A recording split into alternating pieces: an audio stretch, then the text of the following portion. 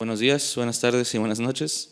Primero que nada, antes de empezar, esta es la primera vez que se va a empezar a grabar una pequeña entrevista con ciertos colegas en lo que viene siendo este ámbito psicológico, ¿verdad? Aunque, bueno, muchas veces no se tenga ciertas, ¿cómo se le podría decir? Mucha gente a la cual puede entrevistar con este cierto tipo de temas, pero tenemos la fortuna de que esta vez tenemos a alguien que puede darnos muchas cosas por las que pensar. Entonces empezaríamos con una pequeña entrevista con nuestro colega, si te quieres presentar. Ok, hola, mi nombre es Miguel Gutiérrez, ¿no? Bueno, un poquito me dedico a la consulta privada desde la orientación psicoanalítica y también doy clases a nivel superior. Ok. Bueno, en esta situación de nivel superior, ¿qué es lo que se abarca? Ahorita actualmente solo en universidad, en licenciatura. Ajá. Por ahí he estado también en otros lugares como facilitador de cursos bueno, estos son en ámbitos de educación, porque también me dedico al ámbito de educación, ¿no? Una maestría y un doctorado en educación también, en un centro de investigación que se llama el YEPE, pero ahí solo son algunos cursos a maestros, de formación prácticamente. Uh-huh. Ok. Me llamó la atención también el hecho de que, bueno, psicoanalíticamente hablando, ¿qué es el psicoanálisis? Oh, digo, parece aparentemente pregunta sencilla, ¿no? Porque uno podría decir, pues prácticamente se delimitan los campos siempre, ¿no? Y podemos tener una respuesta casi como definición para cada cosa, pero es muy difícil, ¿no? De poder, este, pues sí, ¿no? De definirla, porque pues ahí tendríamos diferentes teorías todavía, digámoslo, peleas internas, ¿no? Teorías de algunos dirán que, por ejemplo, el psicoanálisis lacaniano no es psicoanálisis, ¿no? Y otros que el freudiano ya no es aplicable a nuestras subjetividades actuales y que el contemporáneo tiene sus detalles, ¿no? Y que Otto Kemper con las formas de acá de los limítrofes tiene que ver con otra cosa, ¿no? Las relaciones objetales y todo esto. Pues es muy difícil de definirlo, ¿no? Así que, pues, de entrada podría decir que a veces ni uno sabe, ¿no? Así como la definición de psicología, quién sabe qué es la psicología también uno no sabe qué es eso, uno cree saber qué se dedica, pero está muy difícil, ¿no? Está muy complicado. Podríamos decir de alguna forma que es eh, pues es un método, ¿no? Es un método que a la vez tiene que ver con un presupuesto que estamos hablando que es el inconsciente, ¿no? Básicamente tendríamos que decir que si hablamos del inconsciente, estamos hablando en cierto sentido de aspectos psicoanalíticos. Y no se habla de aspectos psicoanalíticos en totalidad. O pues como habrá quienes son unos más puristas que otros, ¿no? Y tendrán que decir, hay que delimitar qué es el psicoanálisis para poder decir, mira, el psicoanálisis tiene estos fundamentos y los que se alejen de esto ya no es psicoanálisis, ¿no? Pero luego de ahí tendríamos todavía dificultades, ¿no? Vaya, bajo eso mismo de pensar si existe un psicoanálisis de las perversiones, de la psicosis, o es una clínica, o es una perspectiva, una respuesta psicoanalítica ante estas cosas, o si eso lo abarca el psicoanálisis o no. Entonces, es muy complicado, ¿no? Tratar de definirlo así. Sí, Uh-huh. pero algo que me llamó mucho la atención es esta situación que comenta sobre que pues ciertas personas tienen una forma de practicar, otras tienen unos enfoques más pulidos que otros y eso es lo que me llamó la atención. ¿Cómo sería, digamos, una práctica psicoanalítica pulida, pura, se podría decir? Bueno, prácticamente lo que rige la IPA, ¿no? O sea, que la IPA te dice, tiene que tener ciertas frecuencias el análisis a la semana. Tienes que formarte con nosotros, tienes que supervisar con nosotros. Ya es una cuestión, prácticamente hablar de ese sentido puro o pulido, ¿no? Es básicamente una cuestión de respuesta institucional, no de una respuesta de limitación psicoanalítica en sí, sino más bien lo que presupone una institución que debe ser el psicoanálisis, ¿no? Entonces, los que no se abarcan dentro de ese parámetro, ellos a veces les dicen, tenía, bueno, no voy a decir el nombre, pero tenía una maestra en la maestría de psicoanálisis que ella nos decía que nosotros no éramos psicoanalistas porque no formábamos parte de la IPA. Ella sí formaba parte de la IPA, ¿no? Y decía que nosotros no podíamos ser psicoanalistas porque no estábamos parte de eso, ¿no? Y habrá quien piensa todavía de esa forma, ¿no? Pero es básicamente una respuesta institucional, una respuesta política, no es una respuesta práctica, no es una respuesta teórica, ¿no? Es más bien una cuestión institucional. Ok. Y bueno, hablando un poquito más de este régimen institucional, ¿cómo, bueno, ya empezando un poquito hablando del pasado, un poco de esta situación de cómo se creó el psicoanálisis? Es una duda que me entró mucho cuando estabas explicando todo esto. ¿Cómo un psicoanálisis llegó a ser institucional en sí? Sí tiene que ver mucho con un factor histórico, ¿no? Es decir, por ejemplo, recuerdo mucho el caso de análisis silvestre, ¿no? Salvaje, ¿no? De donde una persona, un médico que decía que hacía psicoanálisis, atiende a una persona, ¿no? Una mujer, y le dice, pues es que usted tiene básicamente de varias sopas, ¿no? O sea, porque, si no mal recuerdo ahorita la señora había perdido al esposo, me parece, murió o algo así. Y le dice, usted tiene de varias sopas, ¿no? Para curar su histeria, o se consigue un amante, o usted practica el onanismo, ¿no? La señora se enoja y va con Freud y le reclama, ¿no? Y Freud le dice que, pues, bueno, es que nosotros no hablamos de sexualidad en este sentido, ¿no? Que claro que sí o sea, no literalmente en el sentido de acto sexual, ¿no? Sino que la sexualidad es un concepto más amplio para Freud. Y ahí caemos en cuenta de la parte epocal, ¿no? Que la única forma en cómo se podía transmitir el psicoanálisis, aparte de las conferencias directas, ¿no? O irse a analizar con Freud directamente, o estar dentro del grupo de formación de ahí, la única otra era a través de los libros, y la gente lo leía, y lo leía quizá muy literal, ¿no? El asunto. Entonces, a partir de ahí, bueno, no a partir de ahí, pero como ese ejemplo, fueron varios más o varias situaciones más en donde se cae en cuenta por parte, por ejemplo, me parece que fue Ferenczi el que lo propuso, de crear una institución que pueda pertenecer los analistas y que puedan tener su formación ahí y poder decir de alguna forma que son analistas, entre comillas, vamos a ponerle ahorita la palabra avalado, ¿no? Entra la parte del tripoide, ¿no? Del análisis propio, porque antes de eso Freud mencionaba que solo había autoanálisis, ¿no? Y que después ya la escuela de Zurich y acá propuestas por también Ferenczi, que podían empezar a analizarse con alguien más, porque pues el autoanálisis tenía cierto límite, por decirlo así, ¿no? Entonces se crea por una necesidad epocal, ¿no? En ese momento. Y ya empiezan a hacer los coloquios y todo esto, ¿no? En ese momento se crea de esa forma. Ahorita mantenerla de la misma manera ya ni siquiera tiene las mismas intenciones que podríamos decir cuando Ferenczi escribe el texto de la apertura de la IPA, ¿no? De la institución, que tenía ciertos lineamientos y que ahorita algunos de ellos se mantienen, pero que ya no es como si fuera la misma intención, ¿no? Ahora la intención parece diferente, más dogmática, ¿no? Que antes, más investigativa.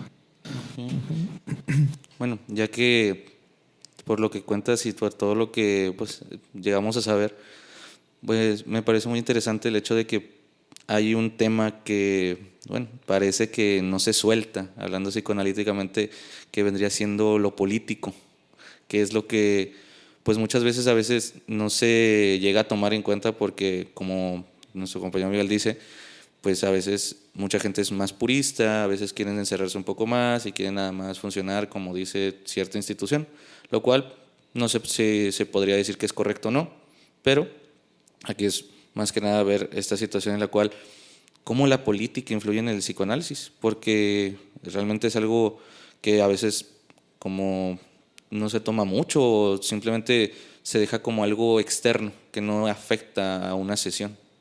Ok, va. Yo creo que para tratar de responder a eso me voy a ir un poco por varias aristas, ¿no? Una de ellas es que, vámonos, digámoslo en el sentido cronológico, ¿no?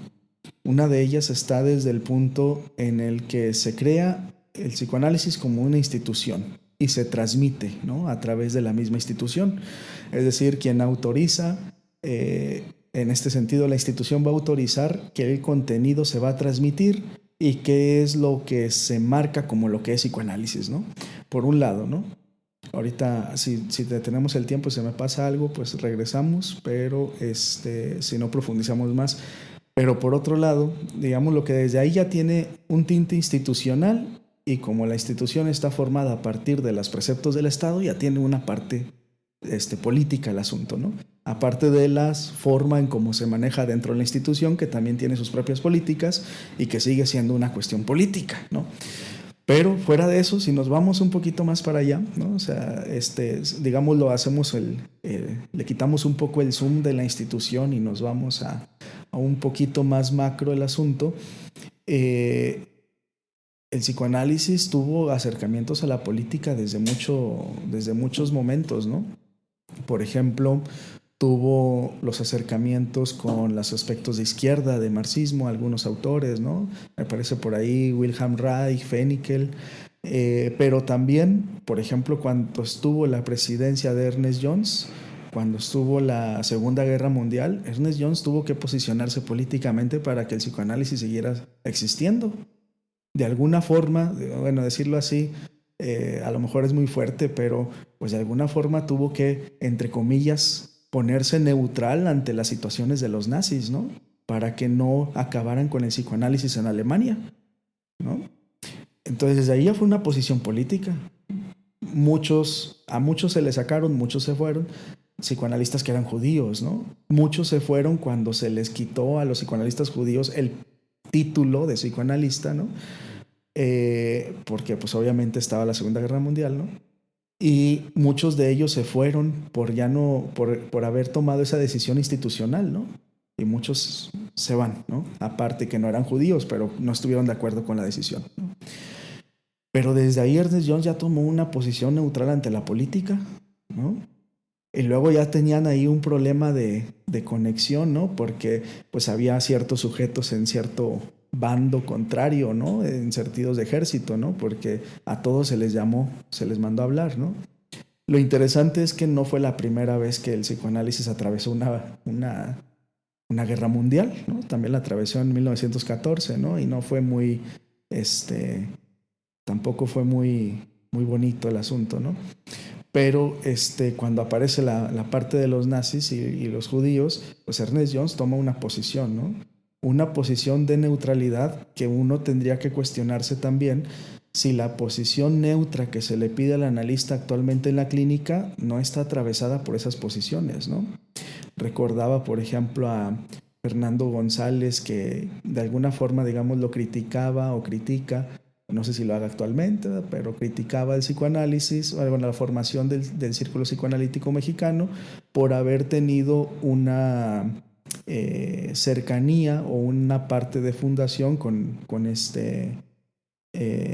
Igor Caruso, ¿no? Que había sido, digámoslo, perteneciente al sector de alguna forma, y eso ya lo podrán ver en algunas entrevistas con Fernando, que da más contexto de esto, y algunos escritos también, pero si el tiempo nos da, también ahí criticamos algo sobre eso, ¿no?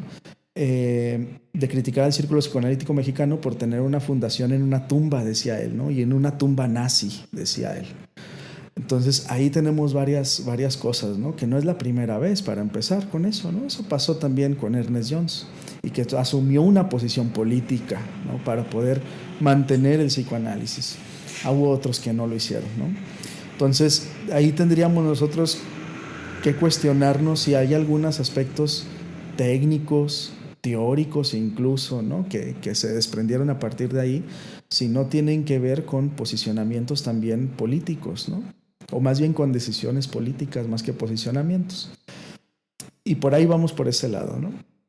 Ya ahí vimos como que dos factores. Si regresamos un poquito a la parte institucional, pues la institución a partir de que viene posicionada dentro del Estado, pues ya tiene que regirse con aspectos políticos, ¿no? Y a partir de ahí también ya son aspectos ideológicos, ¿no? Ideológicos en el sentido en el que lo podríamos entender en el sentido marxista, ¿no? Es decir, no en el sentido solo de conjunto de ideas, sino en un sentido marxista, ¿no? Es decir, que va a venir a desprenderse de un factor infraestructural, por ejemplo, que es la cuestión económica, ¿no? Y a partir de ahí se van a desprender también las instituciones y ya todo eso tiene un factor político y económico. Pero si nosotros queremos verlo así como que un poquito más, ¿cómo le podemos decir? Entendible, sin acercarnos o darle una explicación así como que tan teórica, ¿no? Acercarnos a la teoría, podríamos decir que desde el momento en el que el cómo se entiende digámoslo, los postulados teóricos para la práctica, ¿no? Van a tener una conexión y una injerencia dentro de las políticas públicas. Y esto a la vez va a retroalimentar a cómo debe de llevarse la práctica, ¿no? Entonces, a partir de ahí ya también hasta la forma de las intervenciones o esto va a tener una connotación política, porque es la forma de cómo se entiende la política pública de la salud mental. Y a partir de ahí, cómo nos va a regir a nosotros en el actuar dentro de las consultas psicológicas, ¿no? Entonces, desde ese punto ya también se vuelve político. Bueno, entonces decía que a partir de ella también es la forma de la práctica se vuelve en una cuestión política, ¿no? Por la regulación de las políticas públicas. Entonces tiene injerencia siempre en la cuestión política, tanto en el sentido teórico como de intervención, es decir, práctica o técnico, como en el sentido social. Entonces, si nosotros pensamos que la psicología está fuera de la política por eso, pues no, al momento de estar regida y llevada por políticas públicas y que se retroalimentan, ¿no? O sea, la política pública trata de manejar a la práctica y a partir de ahí ya es una cuestión relativamente cíclica, ¿no? Pues hay una injerencia política desde ahí, hasta desde nosotros en la práctica, la escucha de, no sé, supongamos que un sujeto viene con crisis de ansiedad, bueno, no supongamos, vienen con crisis de ansiedad porque un sujeto no puede comprarse una casa, ¿no? Porque su salario de obrero no le alcanza, ¿no?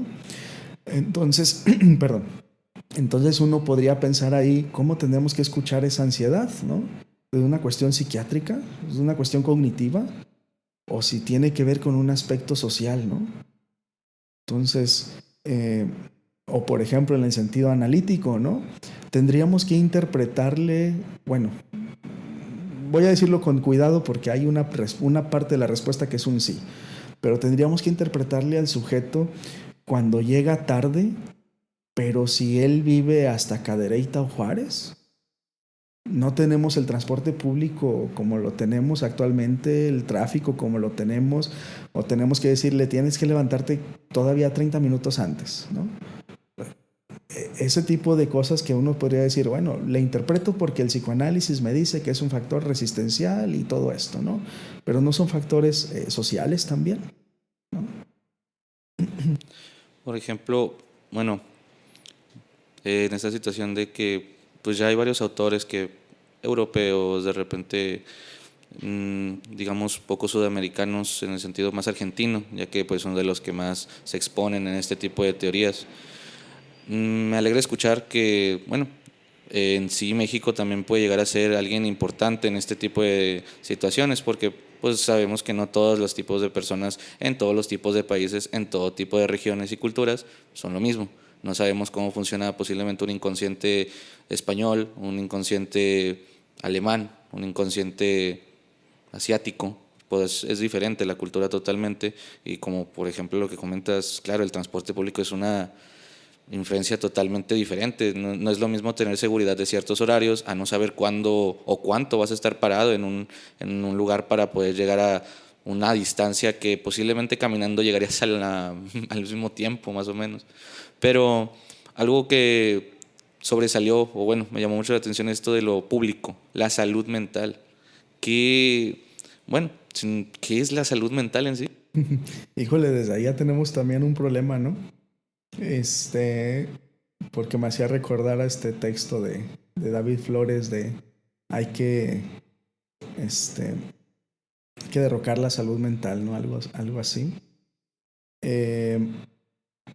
Y me recuerda, por ejemplo, textos como Razón, Locura y Sociedad, como Tomás Sas, ¿no? En el símbolo sagrado de la psiquiatría, como Franco Basaglia, ¿no? Y otros más. Entonces, que tenían que ver con movimientos antipsiquiátricos, ¿no? Eh, y que a la actualidad sigue habiendo este tipo de movimientos, pero más que antipsiquiátricos se vuelven como ¿cómo le podrían llamar? Como antimedicalización, algo por el estilo, ¿no? Con niños, por ejemplo, en adolescentes y demás. Pero esta parte de salud mental, ¿no? Desde el momento en el que le llamamos salud, ya también la estamos equiparando a cierto lugar, ¿no? A cierto lugar que tiene que ver con el cuerpo, ¿no? Con el malestar de algo, con la enfermedad, ¿no? Y si nosotros pensamos en eso mismo como enfermedad, me hacía pensar en Wilhelm Reich, que decía que, me parece que fue en la Revolución Sexual, mencionaba, parafraseándolo, ¿verdad? Que mover ciertas cosas o ciertas situaciones al campo de lo biológico resulta, llamémoslo, bastante funcional para algunas cosas, ¿no? Porque estando en el campo de lo biológico se vuelve inamovible, ¿no? Entonces, si nosotros queremos despolitizar, desocializar algo y lo movemos al campo de lo biológico, va a cumplir su cometido, ¿no? Ya no se va a socializar ni se va a politizar porque vamos a pensar, es algo biológico, ¿no? Eh, Ponía a veces un ejemplo como en el caso de los niños en escuelas, ¿no? Niños con TDAH, por ejemplo, ¿no? Que pues el niño se levanta, no pone atención, entre comillas, ¿no? Y todo esto, y lo mandan con el psiquiatra, algunos hacen evaluaciones, terminan siendo medicalizados, y el niño que antes no se sentaba ya se puede sentar como los otros 30 niños, ¿no? Es decir, el problema se individualizó en el niño, ¿no? El problema ya no es de la didáctica del maestro, el problema ya no es del sistema educativo, el problema ya no es del sistema social retroalimentándose dentro del núcleo familiar, el problema ya no es la sociedad, sino el problema es el niño, ¿no? O sea, ahí se desocializó, se despolitizó todo lo demás que podría haber estado y se mantiene inmóvil, ¿no? La Secretaría de Educación Pública ya no hace alguna otra modificación más que sus propios reformismos, ¿no? Como hacer programas de intervención sobre algo muy poco funcionales. Pero el punto es eso, ¿no? Lo que decía Reich, ¿no? Moverlo al campo de lo biológico tiene la función de desocializar y despolitizar y que ya no se mueva de ese lugar, ¿no? Y a veces la psicología tiene esa intención de repente, ¿no? Claro, una intención, llamémosle, no consciente en cierto sentido, porque a eso apostamos, a pensar que es una salud mental, ¿no? A pensar que uno tiene que estar bien, mientras también allá afuera el discurso social es goza, disfruta, ¿no? No estés triste, ¿no? Alégrate, ¿no? Y uno se siente triste y ya tiene depresión, ¿no? A pesar de que haya fallecido un sujeto para esta persona importante, pero pues como la tristeza no se va y ya no se quiere levantar de su casa y pues son 2 semanas para un criterio mínimo, ¿no? Según el DSM, resulta que pues el sujeto tiene depresión, ¿no? Entonces tenemos estos factores, ¿no? Que más bien resultan ser de alguna forma social y que, parafraseando por ahí a otros autores, pensaba el hecho de decirlo así como directamente, ¿no? Que muchos problemas mentales no son mentales, ¿no? Son sociales. Pero si nosotros le atribuimos el aspecto mental, ya estamos desocializando los problemas, ¿no? Como el caso de la chica con ansiedad por no comprar una casa. La medicalizamos a ella, ¿no? En lugar de bajar los precios de las casas, en lugar de ya no hacer una cuestión tan capitalista de invertir en blogs, en ladrillos, ¿no? Para todos tener nuestra parte de inversión de regreso. No, mejor medicalizamos a la chica que tiene ansiedad, ¿no? Entonces creo que ahí hasta la psicología, el psicoanálisis, la psiquiatría no se da cuenta a veces, por eso digo que no consciente, ¿no? Que también está teniendo una función social, ¿no? No solamente individual con el sujeto, sino está teniendo una función social. Me parece muy interesante el hecho de que, por ejemplo, esta situación, ¿no? En vez de tomarle atención a lo que viene siendo posiblemente las situaciones políticas que afectan realmente a lo que podría ser, como dicen el ejemplo, comprar una casa, vamos a decir que la persona que no puede comprar la casa va a seguir sin poder comprarla, pero pues ya sabemos que tiene. Puede llegar a ser un poquito pues complicado a veces darse ese tipo de crítica ante lo que viene siendo el poder más grande. Pero algo que pues también es, bueno, creo yo que podría llegar a ser muy importante es en estas situaciones, más que nada hablando ya del propio país, cómo sería un psicoanálisis mexicano, si se puede hablar de eso. Fíjate que ahí me hacías recordar a Maritza Montero, ¿no? Cuando empieza ella a estudiar la parte de la psicología comunitaria, se da cuenta que la mayoría de los autores que ella estudiaba, ¿no? Tenían que ver con aspectos europeos, ¿no? Cómo era la comunidad allá de aquellos lados en Europa y de todos estos lados, ¿no? Y ella dice, pues creo que sí, existe la necesidad de crear una psicología comunitaria latinoamericana, ¿no? Que se adecue a los aspectos que tienen que ver con, por ejemplo, por un lado, la colonización, ¿no? O sea, Latinoamérica fue colonizado por países europeos, ¿no? Es decir, tenemos dolencias diferentes también, ¿no? En ese sentido. Tenemos factores diferentes, ¿no? Regularmente ahí se le llama el tercer mundo, como no sé si exista esa cosa de un primero y un segundo, ¿no? Pero a esta parte de tercermundistas y estas cosas que tienen para calificarlos, ¿no? Pues tienen ciertos factores en común, ¿no? Fueron colonizados, fueron acabados los nativos, fueron abusados, existe el mestizaje, ¿no? Todo este tipo de cosas, existen economías diferentes, existen opresiones por otros países de primer mundo sobre los recursos de estos otros países, ¿no? Y todo eso desemboca, pues ya podríamos llamarle y manejarlo con cuidado, lo pondré entrecomillado, ¿no?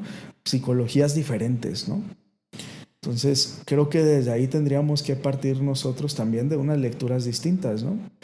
Claro, existía la psicología social cuando Maritza Montero estaba estudiando todo esto, pero ellos les criticaban, ¿no? Este grupo que comenzó con esta parte latinoamericana, les criticaban de alguna forma a los psicólogos sociales que si querían lograr cambios reales dentro del aspecto social, tenían que tomar una posición dentro de los aspectos de la comunidad, ¿no? Si no tomaban una posición dentro de la comunidad, muy difícilmente se iba a lograr un cambio, ¿no? Se veían ellos como eh, agentes externos que no pertenecían, digámoslo así, a este problema social, ¿no? Cuando en realidad todos pertenecemos a esto, ¿no? A veces así nos sentimos, ¿no? Ajenos de la cuestión política, del aspecto social, de nuestras propias políticas del país, y pues seguimos siendo nosotros los que estamos aquí también, ¿no? Y ya cae en un sentido de ahí absurdismo, ¿no? De pesimismo, negativismo, ¿no? De que nada va a cambiar, ¿no? Y termina cayendo en eso. Y el psicoanálisis a veces termina haciendo ese factor, ¿no? Eso también. ¿Cómo podría ser un psicoanálisis diferente para el mexicano?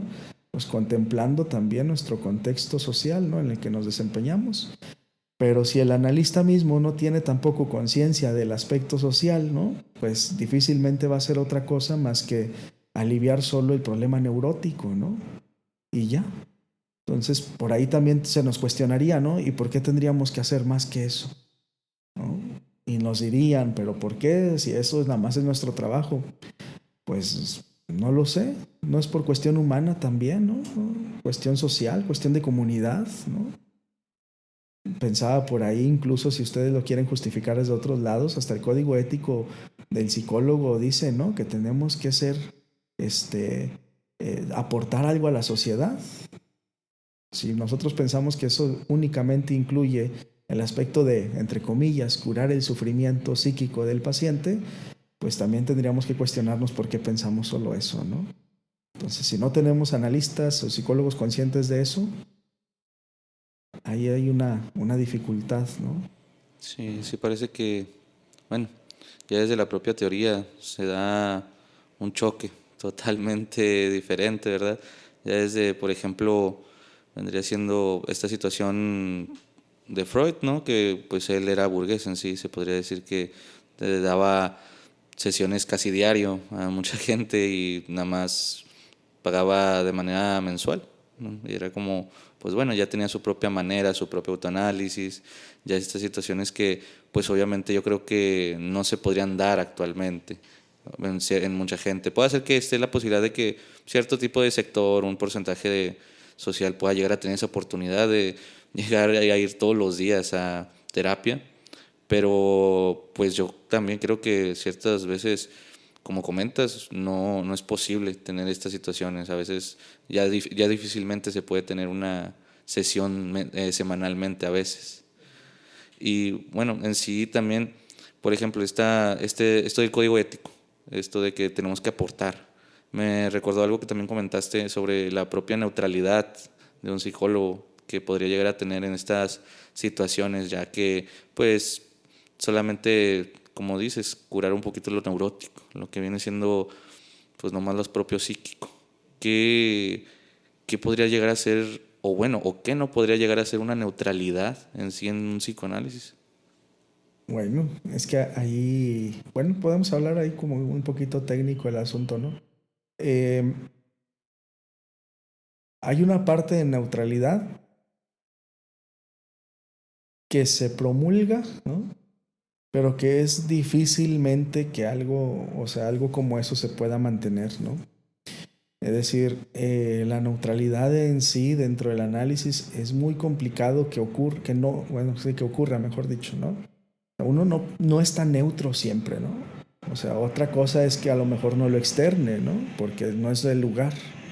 Otra cosa no es que no nos genere algo el paciente, pero en ese momento, cuando nosotros hablamos, más bien hablamos de abstinencia, ¿no? O sea, uno se abstiene de ciertas cosas que tienen que ver con la individualidad del sujeto que está del otro lado, porque hay que escuchar al otro sujeto, ¿no? Eh, pero de ahí a la neutralidad la sacan de la clínica muchos, ¿no? Y se la llevan hasta los factores sociales, ¿no? Entonces, la neutralidad en sí es muy difícil de lograr, si acaso es que se pueda, ¿no? Uno no puede mantenerse neutral ante esas cosas, ¿no? Uno no puede mantenerse neutral ante lo que siente, ¿no? En ese sentido. Y podríamos ahí hablar que, entre comillas, podríamos decir que la neutralidad ni siquiera existe, ¿no? O sea, seguimos, por un lado, si lo quieres ver primero por el lado individual, ¿no? De ser un sujeto sintiente, seguimos sintiendo, ¿no? Otra cosa es que esto no salga al exterior con el sujeto que tenemos enfrente. Y por otro lado, pues también esta parte, por ejemplo, no sé, ahorita que decíamos el ejemplo de la chica esta con ansiedad, o este sujeto con ansiedad, ¿no? De una casa. Si al momento de nosotros ver o contemplar la intervención como si fuera solamente un aspecto individual, no es ya un posicionamiento, ya no es una forma de elegir cómo se ve ese tema, ¿no? Al momento de yo preguntarle, o sea, vamos a parodiar algo, ¿no? Y decir algo así como de qué significa la casa para ti, ¿no? Son ellas, ya no es una forma de posicionamiento. Ya no elegiste no ver un factor y ver el otro. Eso ya es una posición, ¿no? Eso ya es una elección. ¿Dónde está la neutralidad? ¿No? ¿Dónde está la parte de la intervención? ¿Hacia dónde va? Dejando de lado el aspecto, digamos, lo social, ¿no? Ya lo elegimos, ¿no? Ya hay una parte segmentada ahí. Ya no hay neutralidad, ya hay posicionamiento, ¿no? Si lo elegimos ver, también hay posicionamiento. ¿Dónde está la neutralidad en esto, no? Por ejemplo, en estas situaciones que comentas de que, bueno, ya el hecho de propiamente hasta sentir un poco lo que viene siendo podríamos decir, el discurso del paciente, ya sería posicionarse en un lado.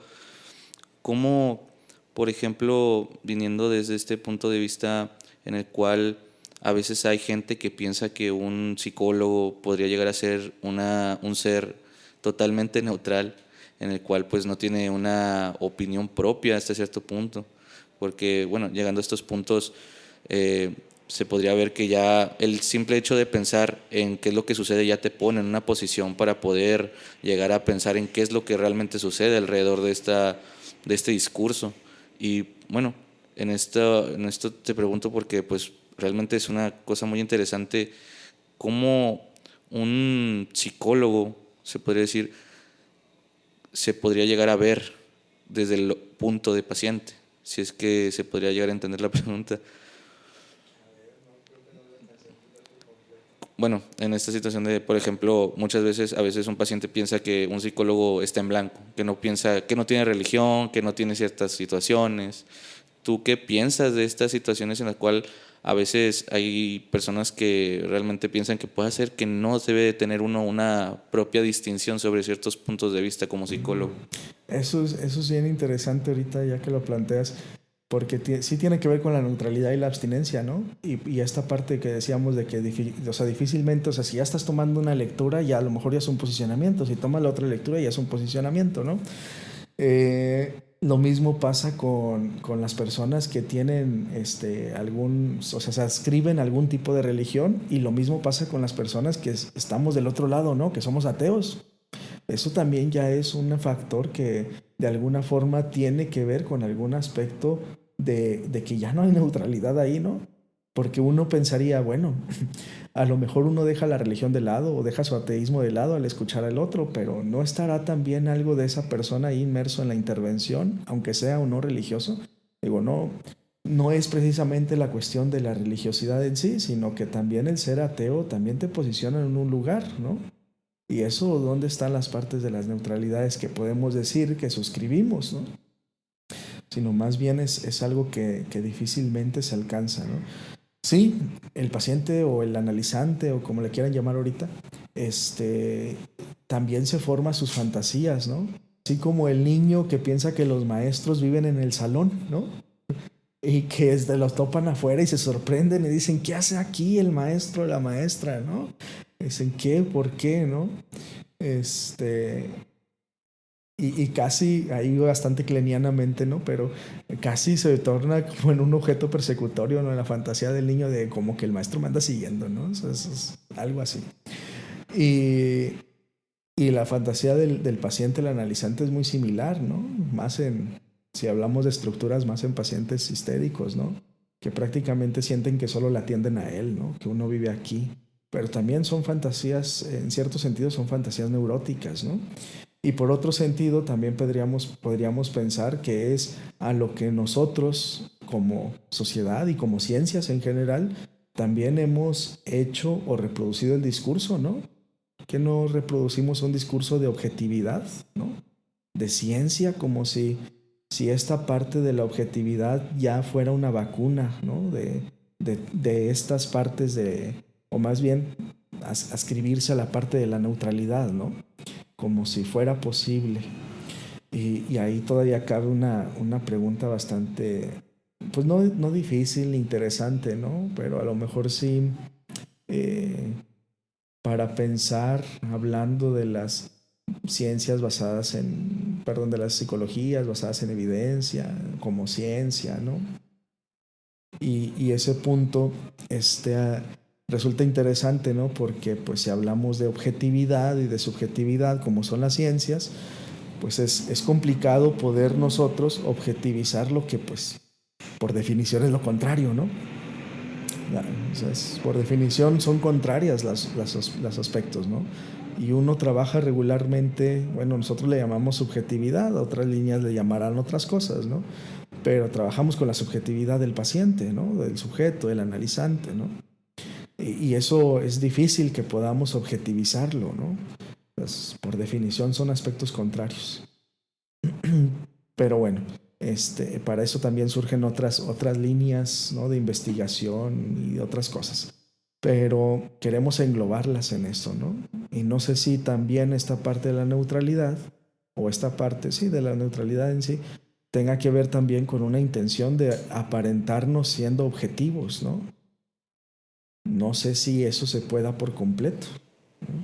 Y, por ejemplo, bueno, ya tocamos un punto de la neutralidad, ¿no? Que pues posiblemente pueda ser que no sea algo en totalidad, como tal, ya que todos tenemos una cierta posición, ya, bueno, se podría decir que desde el punto de vista en el que vivimos, en el que nacemos, ya es tomar una posición por la propia experiencia que uno tiene de su propia, pues de su propio entorno, se podría decir. Y por ejemplo, en esta palabra también que siento que muchas veces se pelea porque se toma mucho del libro, como la palabra objetividad. ¿Se puede ser objetivo?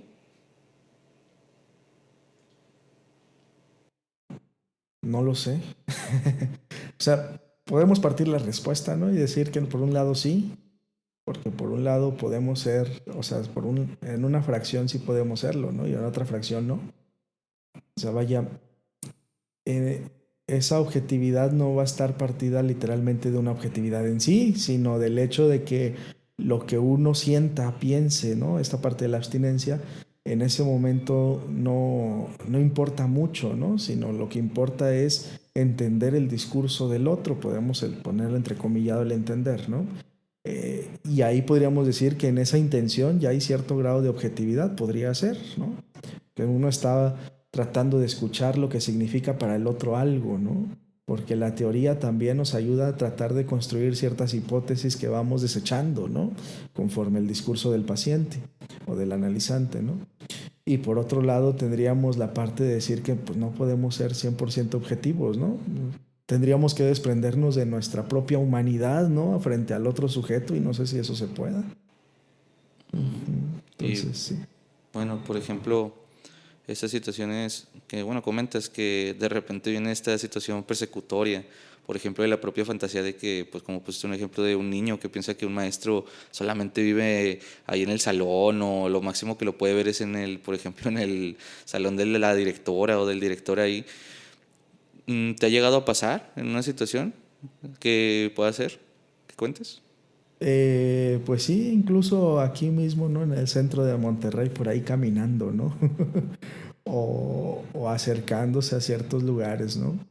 Pero me hiciste pensar en algo que no me acuerdo si lo hablábamos aquí o lo hablábamos en otro lado, que les decía, ¿no? Bueno, a veces también esto sirve como para problematizarlo en clase, hablando de todo, pues sí, ¿no? Del trabajo que uno tiene. Porque, por ejemplo, se ve con los maestros también, ¿no? La maestra no puede subir fotos ni a sus redes de cierta forma porque los papás la encontraron y ya dijeron que cómo, ¿no? Cosa que es más bien algo que arrastramos desde antes, donde la maestra al momento de casarse ya dejaba su plaza de ser maestra, ya no podía ser maestra porque se casaba, ya no era pura, ¿no? Entonces, esto estaba en los contratos de 1930 más o menos, de los contratos de los maestros, de las maestras de la SEP. Se casaban, ya no podías ejercer como maestra, ¿no? Y ahora pues podemos pensar también que eso se avienta hasta allá, ¿no? Y acá también porque pues trabajamos con emociones, ¿no? Podemos decirlo así ahorita para simplificarlo. Y a veces lo problematizo esto en clases, ¿no? Digo, usted dejará de ir, yo les pregunto, ¿no? A ellos, ¿no? ¿Cómo reaccionarán ustedes, ¿no? A veces se los pongo muy en el extremo, en temas muy, muy delicados, ¿no? Pero ¿cómo reaccionarían ustedes si están, no sé, en un bar tomando porque cumpliste años o cumplió años un amigo y están ahí y en la otra mesa está un paciente, ¿no? O si tú vas con tu pareja, ¿no? Entrando a un hotel, ¿no? Y ves de salida que va un paciente saliendo. O sea, tú dejas de tener sexualidad, dejas de tener vida exterior, ¿no? Porque tienes que cuidar la imagen de ante tu paciente o qué es lo que sucede, ¿no? Se los digo así como problematizando el asunto, ¿no? Y poniéndolo en situaciones que son regularmente, moralmente no bien vistas, ¿no? Entonces, esta parte también tiene que ver con mucho con la cuestión de la moralidad, ¿no? Y uno tendrá que cuestionarse ese punto, ¿no? ¿Dejarás de tener una vida por este tipo de cosas o qué es lo que pasa, ¿no? Digo, lo problematizo más que dando una respuesta para que pues ahí se quede también tocando fibras morales, ¿no? Sí, de repente es muy complicado, Ujú. por ejemplo, de repente en egresados, recién egresados o esas situaciones en las cuales, por ejemplo, pues tienes ciertos pacientes en prácticas, algo de, y te lo topas, no sé, en el metro o de repente en un semáforo, así como que, ala, de repente, por ejemplo, he escuchado así de que, ¿qué pensará de mí por vestirme así? O nunca me ha visto sin cierto tipo de, por ejemplo, los lentes, de que no, pues nunca me ha visto sin ellos, ¿qué pensará? Me lo preguntaré en sesión o cosas así. Entonces, esto es algo que, pues también dijiste algo muy curioso que a veces siento que no se habla mucho, sino que como que ya se toma en base la imagen no ni un psicoanalista, un psicólogo como tal. A veces, por ejemplo, he visto, ya nos daré este punto de vista, pero por ejemplo yo he visto que a las, no sé, por ejemplo las mujeres se tiene un poco más de libertad a veces, el tipo de vestimenta, qué tipo de ropa puede llegar a usar, y a veces en hombres es como que, bueno, se tiene la imagen de una formalidad, de un poquito ya zapatos, pantalón, un poco de camisa, un poco más así dados a lo formal. Pero bueno, eso es una propia experiencia, ¿verdad? De lo que se ha visto o de lo que yo he visto. Pero, por ejemplo, ¿tú qué piensas de esa propia palabra de decir imagen de un psicoanalista o imagen de un psicólogo? Sí, ya existimos ahí en el imaginario de muchos, ¿no? Y la pregunta, ¿y con eso cómo te sientes, no? Y cruzas la pierna, le haces así, usas lentes, barba y tienes cosas así, ¿no? Un traje. Eh, Me describió. Estoy en mi propio imaginario. Y resulta, ¿no? Es que me pareció chistoso ahorita porque me acordé que cuando yo recién egresé y empecé a tener consultas, en la consulta privada iba de vestir. Y después dije, ¿qué carajos estoy haciendo? este, ¿Qué carajos estoy haciendo, no? Y dije, empecé a ir ya de mezclilla, las camisas que regularmente uso, ¿no? Cosas así, pues ¿qué tiene, no? El espacio es, en ese sentido también el espacio es esencialmente contratransferencial, ¿no? Esa vaya el consultorio, a eso me refiero con el espacio. Desde los libros que tenga yo ahí, desde los cuadros que tengo, ¿no? Desde la forma de vestirme, ya tiene una esencia contratransferencial, ¿no? Y eso me recuerda mucho al texto de Páramo, ¿no? Que se llama, bueno, ahorita, ¿cómo se llama ese texto? Algo así como manifestaciones de la contratransferencia, algo así, no lo recuerdo con exactitud, donde precisamente habla esto, ¿no? Que incluso lo que se tiene dentro del consultorio ya es contratransferencial, ¿no?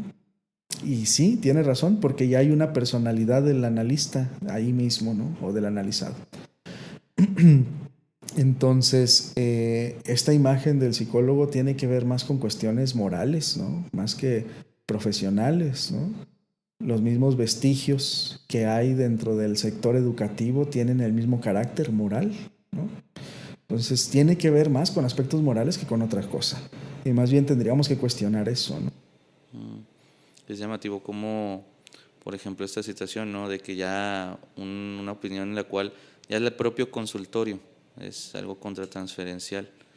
Como, por ejemplo, esto de la transferencia, ¿cómo se podría llegar a abordar como tal? Porque muchas veces solo se podría llegar a dar por definición, pero ¿cómo se podría llegar a abordar en ciertos puntos? Porque muchas veces, a veces simplemente se piensa que el psicólogo es el que da la contratransferencia, o a veces que simplemente lo que afecta directamente, solamente lo que da puntualidad al paciente es lo que puede llegar a ser contratransferencia a veces. Pero, ¿cómo se podría abordar una transferencia o contratransferencia en un paciente? Bueno, primero aclarando que el término de transferencia y contratransferencia pues es prácticamente psicoanalítico, ¿no? Es decir, ya estaría bajo este dispositivo analítico, ¿no? No estaría dentro de los marcos referenciales de otras teorías, ¿no? Por ahí me parece que los de análisis funcional de la conducta tienen algo relativamente similar, ¿no? No le llaman transferencia, pero dicen que conforme el sujeto se actúa dentro del consultorio, es la misma forma como se relaciona allá afuera. Pues bueno, esa es la definición también de transferencia, ¿no? Nada más que acá se toma para trabajarlo de otra manera, ¿no? Y esto también varía de acuerdo a la teoría, ¿no? Por ejemplo, algunos lacanianos dirán que la contratransferencia en sí no existe, sino que ambos lados son transferenciales, ¿no? No contratransferenciales. La contratransferencia viene de Freud, ¿no? Y Freud básicamente nos lo dijo que también era como un estilo de respuesta a la transferencia del sujeto, ¿no? Esta idea prácticamente la retoma Racker, ¿no? También ahí, que aunque Racker era más kleniano, pero desarrolla todavía esta parte más de la contratransferencia, ¿no?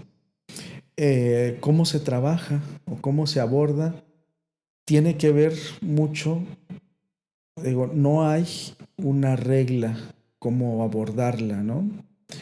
De una manera de trabajo. Es decir, dentro de la teoría más bien lo que tenemos es algunos coordenadas de trabajo diciendo, mira, pues la transferencia positiva es lo esperado, o lo que se puede ayudar a fortificar la sesión, ¿no? Incluso es lo que nos va a ayudar a que las intervenciones tengan efecto, ¿no? Por decirlo de alguna forma muy simplona. Y la negativa pues va a surgir como tal cosa, ¿no? Y puede ser como odio y puede ser en resistencia, pero la positiva también es resistencia, ¿no? Y ahí tenemos hay coordenadas de trabajo, ¿no? Eh, lo que podríamos nosotros pensar, que le llamamos transferencia aquí, pero regularmente allá afuera, pues no es otra cosa más que, Lacan le diría el amor, ¿no? Es decir, sensaciones de amor, de odio, la forma de la vinculación, ¿no? En ese sentido. Que sí, tenemos la definición freudiana de la reedición de sentimientos, emociones, pulsiones, bla, bla, bla, ¿no? Pero la forma de trabajo va a ser de acuerdo a la lectura transferencial de la situación o del análisis, ¿no? Es decir, que esto nos puede, este lugar a nosotros, la transferencia al final de cuentas va a ser también un estilo de lugar, ¿no? Que nos pone el otro y al cual nosotros también reaccionamos ante esa transferencia. A veces hay un lugar muy paternal, ¿no? Un lugar muy maternal, o a veces es una cuestión amorosa donde el sujeto cree y piensa que le gusta a su analista, a su terapeuta, ¿no? Y a partir de ahí uno piensa que no es porque sea el más guapo ni el más inteligente, ¿no? Sino que más bien tiene que ver con el lugar y de qué forma está sirviendo esa transferencia en ese momento, ¿no? Entonces, ¿de qué manera se trabaja? Es particular. Particular con cada uno de los pacientes de acuerdo a la transferencia que está teniendo, ¿no? Por ahí algunas respuestas transferenciales tendrán que darse, algunas otras tendrán que frustrarse, tendrán que interpretarse, ¿no? Y tendrán que a lo mejor aclararse, ¿no? También algunas ocasiones. Entonces, pues, así como una forma de trabajo no existe. Es más bien una cuestión técnica, ¿no? Es decir, cómo trabajarla con esta situación, con este paciente, cómo responderla, ¿no? ¿Qué hacer ante eso? Entonces, ante eso, sí, tendríamos que pensarlo en el caso por caso. Ahora sí que caímos en esa cosa, ¿no? Esa parte, el caso por caso. Pues, bueno, por ejemplo, tocamos muchos puntos que realmente podrían llegar a cierto punto a chocar, como dices, frustrar a veces ciertos contextos o ciertos textos en los cuales a veces ya es literalmente, por ejemplo, pues el propio diccionario a veces psicoanalítico, a veces el diccionario psicológico. Hablamos que creo que son puntos que podríamos llegar a dar por, ¿cómo se le podría decir? Dar un punto muy importante, la objetividad, la neutralidad, la sociedad en sí, la política. Por ejemplo, en estas situaciones, ya englobando esto de las sesiones, la propia transferencia, ¿qué se podría decir que es una frustración en sí, en una sesión? Bueno, es que a veces digamos lo que a veces son momentos de provocar o de detener algunas cosas. A veces en algunas se provocan cierta angustia, ¿no? Pero la frustración en ese sentido podríamos pensarlo como, bueno, es que me parece ser que lo dije como que en dos formas, ¿no? Disculpa, es un paciente. La podríamos ver en dos formas, ¿no? Como que por un lado frustrar la demanda, es decir, no satisfacerla, ¿no? Y por otro lado a veces sí son acciones que frustren al otro, ¿no? Porque espera cierta respuesta de nosotros y a veces tenemos que frustrarlo, ¿no? ¿Por qué? Eso digo, es que suena polémico, ¿no? Pero es porque en cierta parte Es porque en cierta parte más bien lo que tendríamos que buscar es la satisfacción, o sea, el sujeto, ¿no? El analizante, el paciente, tiene que buscar más bien pues ahora sí que digámoslo, la satisfacción en el mundo exterior, ¿no? No la satisfacción neurótica dentro del vínculo de aquí, de la sesión, ¿no?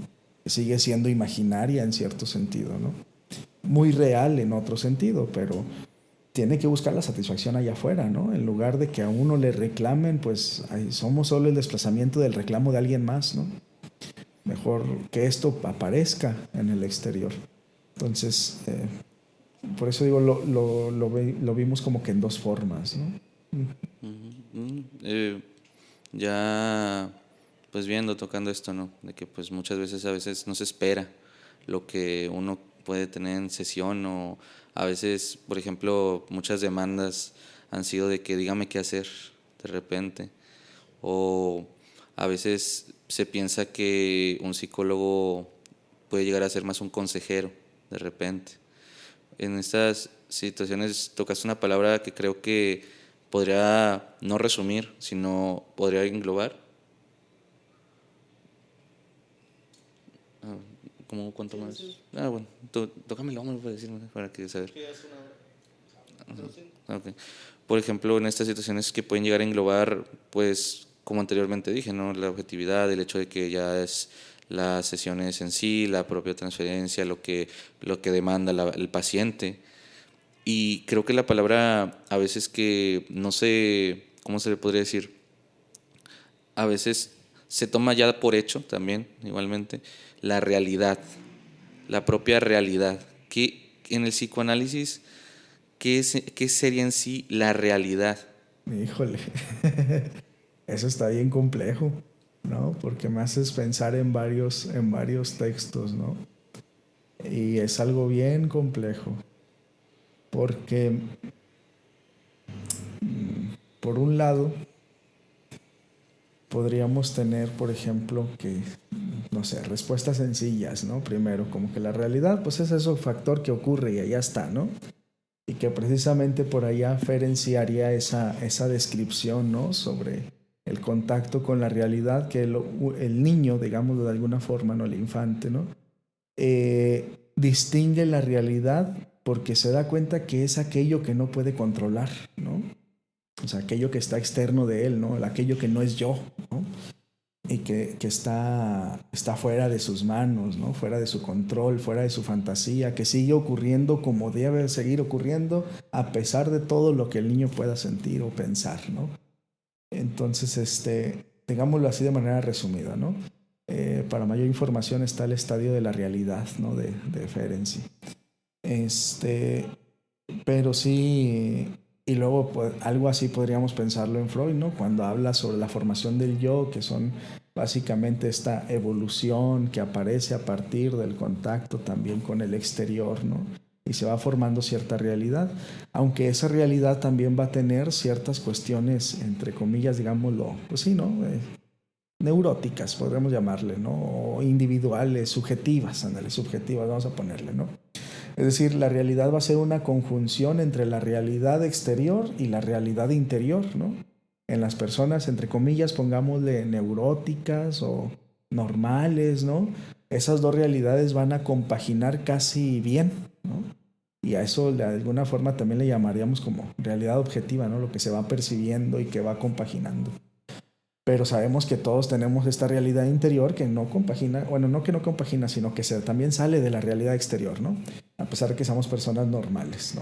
Entre comillas. Como cuando de repente dicen, es que yo creo que mi pareja me está engañando y le reviso el celular y no encuentro nada, pues, ¿no? Tenemos este dicho popular actual, ¿no? De TikTok, ¿no? De la realidad bien alterada, ¿no? Porque pues sabemos que hay una realidad interior que no compagina exactamente, ¿no? Entonces, ¿qué es la realidad? Es algo bastante complejo, porque en este punto, digamos, lo que va a ser compaginada entre los dos puntos, ¿no? Entre la realidad interior y la realidad exterior, ¿no?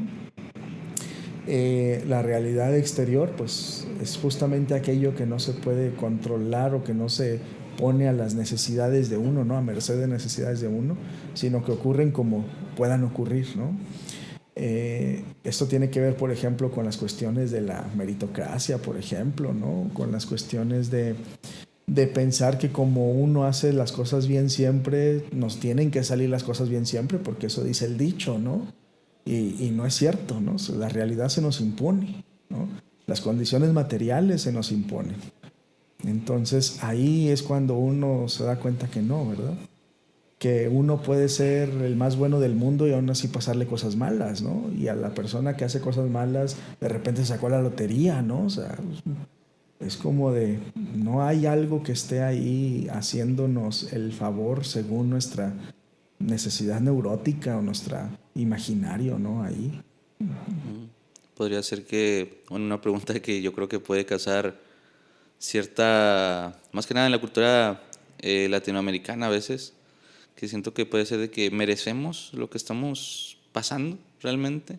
Muchas veces, por ejemplo, hay en temas religiosos, se podría decir que a veces el hecho de predicar la palabra de cierto Dios puede llegar a darnos un poquito más de este positivismo, ¿cómo se puede decir? ¿Cómo se podría decir? Esta protección, esta situación en la cual a veces uno mismo puede llegar a sentirse mejor por también estas ciertas injusticias que se pueden ver en el mundo. Pero se podría decir que sí. Pero, por ejemplo, hemos hablado mucho de estas situaciones de cómo un psicólogo puede llegar a estar posicionado, cómo la sociedad puede llegar a estar posicionada, cómo la propia realidad es algo externo, pero algo que creo que mexicanamente se podría decir que es muy importante. ¿Qué pasa cuando esa propia realidad llega a uno mismo y se vuelve propia, como lo vendría siendo una religión? ¿Qué es lo que, por ejemplo, el psicoanálisis podría llegar a hablar sobre una religión en sí? ¿Podría hablar sobre una religión? Pues digamos lo que en cierto sentido sí. Podría tratar de dar una explicación de por qué nos apegamos a la religión y todo esto, sí, sí la podrá dar, ¿no? Podrá hablar incluso de neurosis infantiles, ¿no? De la cuestión de un padre, todas estas situaciones, digámoslo entre comillas, relativamente típicas, sí. Por ahí Dolto me parece que tiene también algunos escritos que se llaman algo así como los evangelios o algo así, donde hace me parece un análisis de por qué esta parte religiosa ha perdurado tanto tiempo, ¿no? Y precisamente porque toca aspectos que tocan la vida diaria y la constitución del sujeto, ¿no? Eh, pero bueno, ahorita me pensaba que tenía que hacer una pequeña aclaración respecto a lo que decíamos de la realidad, ¿no? Porque si bien la realidad ahorita decía que eran esas dos conjunciones, ahí perdón por regresarme ahí a una pregunta anterior, pero me pareció importante terminar de aclararlo. La realidad también se va a constituir, no sé si al principio, bueno, casi principio hablaba sobre una infraestructura que es económica, ¿no? Y a partir de ella va a venir la superestructura y todo lo demás. Bueno, esta realidad también se va a constituir a través de esta superestructura, ¿no?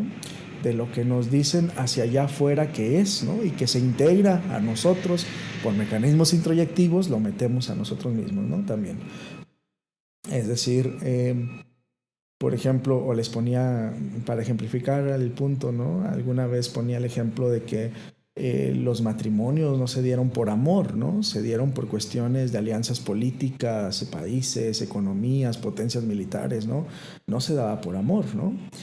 Y esta parte de la parte monogámica que tenía también que ver aparte con eso, con la cuestión de la herencia, ¿no? De dejarlo a quien sí son tus hijos y no a los hijos que no lo son o no reconocidos, ¿no? Y todo esto, que tuvo que ver con una cuestión epocal de hace mucho tiempo, pero que hasta la fecha se sigue manteniendo, ¿no? Y nosotros ahora en una infidelidad nos duele hasta el alma, ¿no? Porque ya se integró en la subjetividad de uno, ¿no? Y esas partes que no empezaron como tal, pero terminaron acá ya en la subjetividad, ya tienen que ver con esa parte de la realidad, ¿no? Pero a eso me refiero con la realidad material, ¿no? Entonces, esa realidad material que ocurre, pues no quiere decir que es así y ya, es decir, que es inamovible, ¿no? Incambiable, ¿no? Incluso podríamos pensar que a lo mejor con una realidad material diferente, ¿no? Una cuestión política y una economía distinta, quién sabe si la subjetividad cambie, ¿no? Quién sabe si los problemas o los sufrimientos psíquicos vayan a cambiar, ¿no? A eso me refiero con que la realidad allá afuera, con la realidad interior, si lo decimos así de manera simplona, pues se entendió el punto, ¿no? Pero la realidad exterior está constituida de más cosas, ¿no? Y más mecanismos. Entonces a eso me refiero con que teníamos que hacer esa aclaración. Bueno, yo creo que es muy importante el hecho de que realmente hay cosas que, bueno, como dices, lo material en sí ya podríamos ver que juntándolo con lo que viene siendo esta situación de tener más cosas, que a veces la propia situación matrimonial a veces te dice, oye, mantente posiblemente casado porque en el divorcio puede hacer que llegues a perder cierto patrimonio o llegar a tener ciertas situaciones las cuales pueden llegar a afectar un poquito más, a veces hasta el punto en el que te casaste. Pero este punto podría ser importante ya que, por ejemplo, ¿qué piensa en sí lo que vendría siendo un psicoanalista en el punto de lo que vienen siendo estas situaciones políticas? O bueno, o en sí el psicoanálisis, ¿qué podría pensar de estas situaciones políticas que a veces atacan a la propia situación personal? Pues algunos de ellos dirán que no es su lugar, ¿no? Que el psicoanálisis se dedica al psicoanálisis y ya, ¿no? Y que este otro punto no lo tiene, ¿no? Pero pues también eso no nos salva, ¿no? Ni nos exime, ¿no? De decir que no tendríamos por qué meternos, ¿no? Es decir, seguimos teniendo una responsabilidad de respecto a esto, ¿no?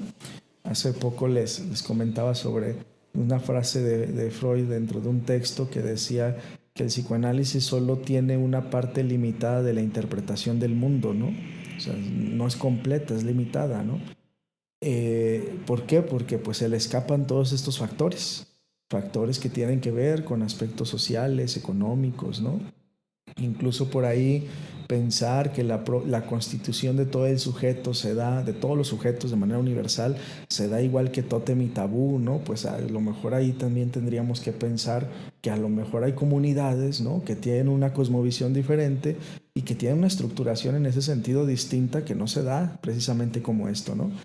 Es decir, que tienen una forma de comunidad diferente a la que conocemos, ¿no? Y no solamente vertical como toda se ha planteado.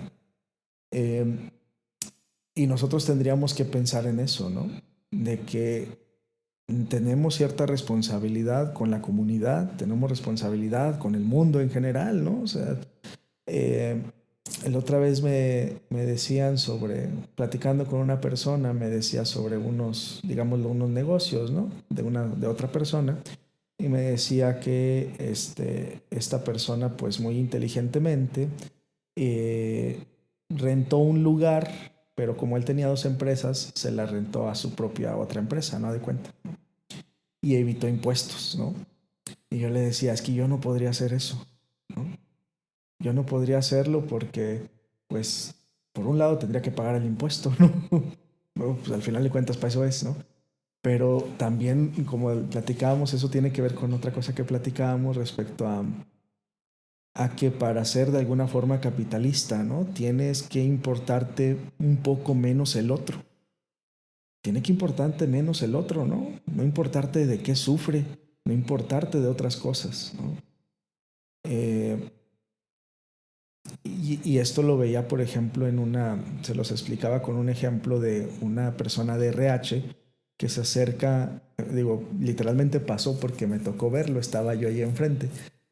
Y la persona de RH estaba entrevistando a una señora, ¿no? Una señora que dentro de la entrevista sale que es madre soltera y ella iba por un puesto de limpieza, ¿no? Y le dice la de RH, oye, pero ¿cómo le vas a hacer cuando el hijo se enferme, esto y el otro? Y dice, pues yo ya veré cómo me las arreglo, ¿no? Oye, pero no te queda lejos del trabajo. Y la chica le dice, pues es que es por necesidad, ¿no? Por necesidad todos trabajamos, ¿no? Yo voy a venir hasta acá en el horario que me toque. Y luego, ¿con qué vas a dejar tu hijo? ¿Me lo va a cuidar mi mamá o me lo cuida una vecina? Dice, yo voy a resolver eso, ¿no? Eh, Total, la persona ocupaba el trabajo, ¿no? hoy todos ocupamos trabajo para subsistir, comer, vestirnos, ¿no? Pero la DRH estaba pensando más en la rotación, ¿no? Que va a faltar porque se le enferma el niño, que no va a durar mucho en el trabajo, que eso le va a implicar costos de dar de alta y de baja en el IMSS, ¿no?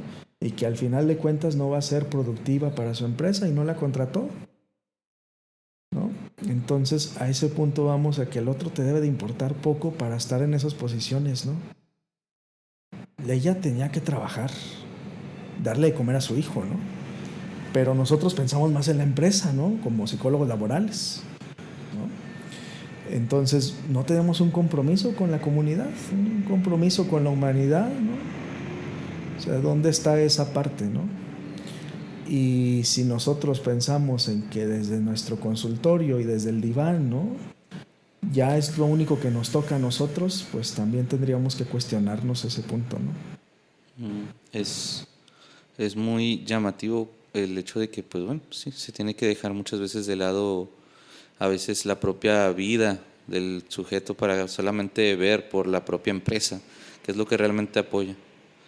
Pero algo que, por ejemplo, has estado diciendo ciertas veces ciertos puntos, es que has dicho aquí, o sea, ciertos puntos que has dicho aquí que en ciertos puntos nos has recordado, porque en sí, no tú, como se podría decir, sino que tienen un grupo llamado Psicoanálisis y Marxismo, el cual se podría decir, sí, más un círculo, y hay ciertos puntos en los que, bueno, a veces no se tiene mucho en cuenta o no se sabe mucho, no porque no se quiera, sino pues porque no se sabe a veces. Esto de que qué se toca a veces con el psicoanálisis y marxismo, se piensa que ya es como un ataque a la propia sociedad porque a veces se tiene esta situación de que se piensa más por el humano o a veces se piensa más por la propia respeto, a veces de las propias, ¿cómo se le puede decir?, calidad de vida de una persona. Pero en sí, hablando más de este círculo, ¿qué se podría llegar a hablar o tocar? Ya que pues han tenido pláticas, directos o ciertas juntadas para hablar de ciertos libros o de ciertos tipos de temas, los cuales pues pueden llegar a ser muy importantes tocar y dar a entender qué es lo que puede llegar a afectar el psicoanálisis al mundo o el mundo al psicoanálisis. ¿Qué piensas tú de estas situaciones, las cuales, pues, como se dijo anteriormente, de que a veces se toma más en cuenta esto del marxismo y el psicoanálisis, a veces como una juntada de ataques totales a todos, pero pues, ¿cómo lo explicarías? Es que eso es también, bueno, eso también ya tiene mucha pelea histórica, ¿no? Los psicoanalistas que estaban cercanos a la izquierda los relegaban, los de la izquierda que estaban cercanos al psicoanálisis los relegaban de la izquierda, ¿no? O de los partidos comunistas, ¿no? Entonces, por uno decir que los otros son muy idealistas, el otro por decir que no tenemos nada que ver con esta posición y demás, ¿no? Pero, pues en realidad, pues tiene más que ver, ¿no? Tiene mucho que ver desde el punto de que, digámoslo, si lo que el psicoanálisis promulga es la liberación de las cadenas neuróticas, ¿no? Para que el sujeto de alguna forma tenga cierta libertad, lo que sucede con el marxismo es muy similar, ¿no? O sea, también hay que promulga también la liberación de esas cadenas que ya no son neuróticas, sino que son económicas, ¿no? Que son políticas, ¿no? Que son sociales al final. Entonces, en cierto sentido, ambos tienen, digámoslo, uno de los mismos objetivos, ¿no? Por otro lado, podríamos, bueno, ahorita que hablaste del círculo, pues sí, el círculo se trata de dedicar a esta parte de la unión teórica, incluso práctica del psicoanálisis y del marxismo, ¿no? ¿A qué me refiero con práctica? Pues también tratar de llevarlo incluso a la práctica, ¿no? A la técnica, ¿no? Es decir, en el entendimiento de cómo se da también la constitución de la sociedad y del sujeto a partir de Marx, ¿no? Que Marx sí nos dice, bueno, la conciencia está dada a través de las condiciones materiales, ¿no? Y no al revés, ¿no? A eso me refería ahorita con lo de la realidad, ¿no? Mientras acá Freud nos diría, bueno, pero también está constituida a través de procesos que nosotros desconocemos, como los que es el inconsciente, ¿no? Entonces, de alguna forma, ahí hay un complemento, ¿no? De ambas teorías, y que hablaba ahorita de esta incompletud del psicoanálisis para darle la lectura completa al mundo. Bueno, pues ahí es donde entra Marx, ¿no? Con la otra parte de lectura de la sociedad, ¿no? Y que vivimos en una sociedad hecha de clases sociales, ¿no? Una sociedad en la que la mayoría, ¿no? O sea, la gran mayoría somos trabajadores, ¿no? Y por ahí recordaba ahorita a un sujeto que decía, pues es que el marxismo solo le hace sentido a los trabajadores. Y sí, tiene razón, ¿no? El marxismo solo le hace sentido a los trabajadores, no le va a hacer sentido al burgués, ¿no? Al capitalista no le va a hacer sentido, al contrario, va a ser hasta una amenaza para él, ¿no? Pero para los trabajadores que exigimos un sistema de salud, ¿no? Me acordé de un video, de una entrevista de creo que era un tipo argentino, que le dicen, ¿y tú qué eres? Y le dicen, pues soy rojo. Y le dicen, ¿por qué? Y pues cada vez que lucho por la educación me dicen que soy rojo, ¿no? Cada vez que lucho un seguro social decente, me dicen que soy rojo. Y pues yo creo que solo sé que soy rojo, ¿no? Dice él. Pero pues sí, ¿no? Porque pues en realidad esas son cosas humanas que se solicitan dentro de la sociedad, ¿no? O por otro lado está Carlos Vallarta, ¿no? No sé si conocen a ese comediante, ¿no? Que dice, yo solo apoyaría a la derecha en un apocalipsis zombie, ¿no? Dice, ay sí, que las calles estén llenas de militares, ¿no? Dice, ahorita para qué, ¿no? Entonces, pues sí, la cuestión de la derecha solo le hace sentido, o más bien la cuestión del capitalismo solo le hace sentido a los capitalistas, ¿no? Va a la misma ecuación para el otro lado. Así como el marxismo le hace sentido a los obreros, el capitalismo solo le hace sentido a los capitalistas, ¿no? A los que se siguen llenando de dinero, ¿no? Y a los que están en la distribución de la riqueza de forma inequitativa, pero están ventajosos de esto, ¿no? No a los obreros. Y ahí es donde entra, en cierto sentido, esto, ¿no? Los psicoanalistas que cobran 1,000 pesos la sesión, 1,500 la sesión, 2,000 pesos la sesión, y luego te hacen ir más de una vez a la semana. Estamos hablando que ya es, aunque vayas una vez a la semana, ¿no? Ya te gastaste pues, el 50% o poco más del 50% de un salario de obrero, ¿no? Solo en atenderte. Y luego se justifican diciendo es que sale más caro no venir, ¿verdad? Porque el sufrimiento neurótico sale más caro, la repetición y bla, bla, bla, ¿no? Pero, ¿por qué cobran eso? ¿No? Entonces, sí, todos dicen, es que tenemos algo de qué sostenernos, ¿no? Ocupamos comer también nosotros, somos trabajadores, pero ¿por qué a través digámoslo, a través del otro en ese sentido, ¿no? Hay más formas de trabajar, ¿no? Es decir, no nada más de la clínica, ¿no? Algunos somos maestros. Hay maestros incluso, por ejemplo, de primaria y secundaria, ¿no? Que tienen también otros negocios, ¿no? Hay más formas de trabajo, ¿no? Tienen carpinterías, hacen agendas, ¿no? Ellos prestan su propia fuerza de trabajo para poder sacar más dinero, ¿no? ¿Por qué nosotros queremos vivir enteramente de la clínica en ese sentido? A costa del trabajo del otro, porque el otro también trabaja para tener dinero, ¿no? Y mete el cuerpo dentro de eso, ¿no? Uno también lo mete, el cuerpo y la cuestión intelectual y demás, si tú le quieres llamar así, ¿no? Pero ¿por qué queremos vivir solo de eso? ¿No? Hay más formas de trabajo, ¿no? Seguimos siendo obreros. Se tiene mucho, ¿cómo se le puede decir? Hay veces en las que no se, se le podría decir el respeto, a veces a la propia labor de ser psicólogo. Se piensa que, como, pues sí, anteriormente he dicho, consejero, alguien que no tiene posición, alguien que solo escucha, alguien que pueda hacer que llegue a chocar con lo que un servidor social es, ya que muchas veces hay posiblemente argumentos de que un psicólogo a veces no es un trabajador porque no se sirve hacia la gente, sino que espera una llamada o espera un mensaje o espera alguna agenda. A veces, por ejemplo, dar esta puntualidad en el sentido de que, bueno, al final todos somos trabajadores. Casi el 90% por dar una cifra muy, neutral.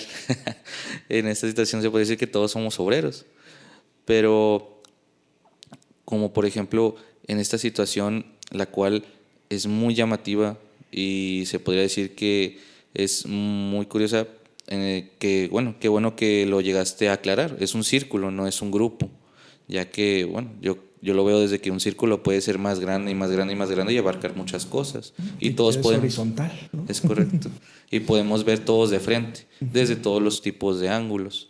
Y hay algo que, bueno, es llamativo porque puede hacer que entre personas que no estén tan metidas en la psicología o a veces en el psicoanálisis llegan a tener esta situación, como a veces gente que tiene otro tipo de, no enfoque, sino de, se podría decir, libro, Marco de, referencial. sí, marco referencial, otro tipo de autor, convive entre ellos, porque bueno, eso creo que a veces se puede decir que el conflicto a veces se trata de evitar, pero ¿qué pasa cuando un propio círculo choca con ideas en sí de su propio círculo? O sea, ¿qué sucede cuando una persona que, por ejemplo, es freudiana puede llegar a chocar con alguien lacaniano? O a veces se le podría decir que a veces un kleiniano puede llegar a tener cierta similitud con otro, pero también chocar con otros puntos de vista. O hasta cierto punto hay algo que llamativamente se puede decir que uno mismo hace su propia clínica, pero pues también desde dónde la hace. Es que también ahí hay algo importante. Ahorita que lo dijiste dentro de, o sea, dentro del mismo círculo posiblemente choques, ¿no? Es que eso también es algo bastante, vamos a decirle, marxista pues en general, ¿no? La tolerancia de la diferencia del otro. Eso dentro de otros sistemas, por ejemplo, capitalistas, no se pregona, ¿no? Si no, no tendríamos tantos intentos fallidos de programas de inclusión que no funcionan, ¿no? En una sociedad diferente, la tolerancia por la diferencia del otro se lograría, ¿no? Aquí no se puede lograr. Entonces, aquí es lo que estaría en la diferencia, ¿no? Que existe esa tolerancia de, bueno, más bien ni siquiera tolerancia, ¿no? O sea, porque no es como que se tolere, ¿no? Sino más bien que sabemos que somos distintos, ¿no? Ahí me hacía pensar en algún concepto que se llama como metabolización, me parece, ¿no? De integrar estas partes, ¿no? De que hay diferente del otro, ¿no? Incluso eso lo vemos hasta en las dolencias psíquicas actuales de las relaciones de pareja, ¿no? Es que terminé con él porque no teníamos nada en común. ¿Y por qué tienen que ser iguales, no? O sea, si el otro es el otro, no eres tú, ¿no? Entonces, en esa misma situación aparece en la sociedad, ¿no? En una sociedad manejada diferente, las diferencias del otro nunca serían un problema, ¿no? Cuando ya hablamos de diferencias teóricas, bueno, pues las diferencias teóricas son diferencias teóricas, ¿no? Partieron de supuestos, se agarraron de ciertas lecturas de Freud, se agarraron de ciertas cosas que Freud dijo y partieron ciertas líneas, ¿no? Eso podríamos pensarlo, ¿no? Pero no quiere decir que esa diferencia nos lleve a la separación, ¿no? Sino que más bien, pues son diferencias. Y eso es, ¿no? Y la sociedad está constituida de eso, de sujetos distintos, no iguales, ¿no? No en masa. Entonces ahí está la diferencia, ¿no? Entonces, sí, va a haber desacuerdos en algunos momentos, en algunos puntos, ¿no? Opiniones diferentes, sí, pero pues de eso se trata, ¿no?